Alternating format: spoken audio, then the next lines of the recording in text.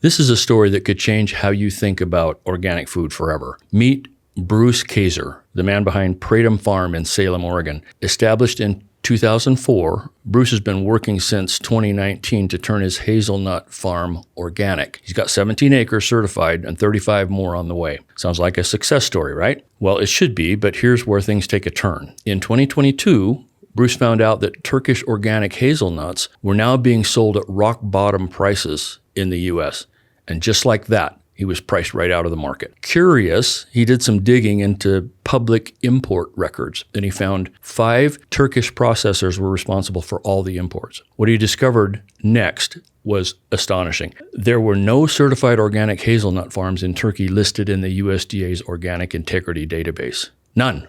Yet Turkey is the largest exporter of organic hazelnuts to the U.S. When Bruce tried to trace these so-called organic hazelnuts back to the source, he found car shops, factories, and urban building, not farms. How is that even possible? Well, it turns out the USDA has a loophole that lets the organic certification be issued to foreign processors or handlers, skipping the farms entirely, making them invisible and completely untraceable by the public. They form into grower groups numbering 5,000 to 6,000 members sometimes, and only 2% of the group members are required to be inspected each year by a USDA accredited certifier. That's right, 2%. The other 98%, they're on the honor system and inspected only by internal inspectors, none of whom are accredited for organic inspections by the USDA. Meanwhile, every single U.S. organic farm gets inspected every year at significant expense. The grower group certification system is a throwback to an unregulated era prior to 1990 when there was no governmental control over organic certification. The initial focus was on coffee and cocoa cooperatives with very small scale, often illiterate local producers, each farming only a few acres of land. It served a purpose back then. And on the scale it was used, it was not a significant risk for abuse.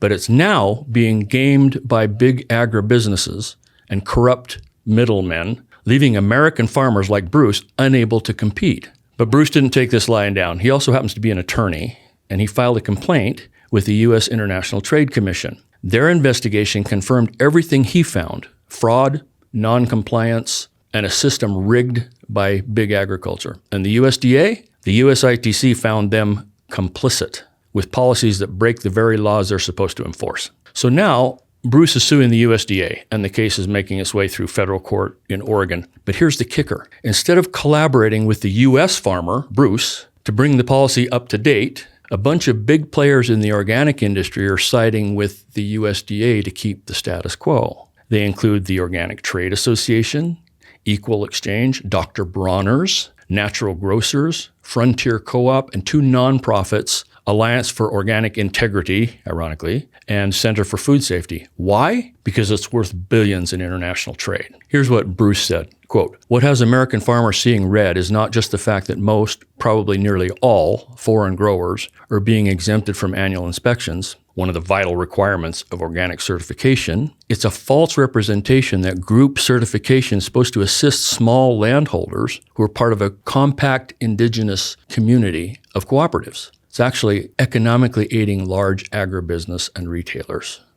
Close quote. I've lost a lot of confidence in that seal on imported food. And that makes me angry. We spent billions of taxpayer dollars on this program to make that seal mean something. The people we charge with making policies are not unintelligent or dim of wit. So I'm left with only a scandalous sellout to explain why this program has been allowed to continue so far past its usefulness. Thank God for men like Bruce Kaser, with the courage to stand up to entrenched power. Americans are tired of being penalized for being successful. We will bear the standard of freedom and opportunity and be charitable, but we're sick of manipulative bad actors exploiting that benevolence. So the message is clear. The USDA organic label on imported food, it doesn't really mean what you think it does.